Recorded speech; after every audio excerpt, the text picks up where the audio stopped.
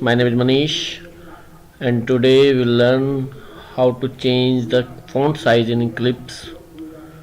Okay, so just open Eclipse and click on Windows, Advanced,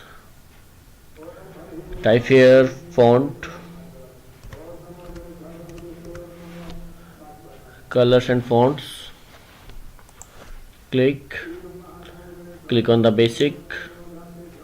You can change any setting, color, font size, style, text font, edit,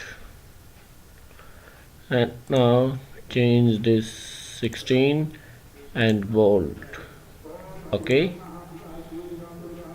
apply and okay. You can check the font changed. Okay, thank you, and follow this poster also.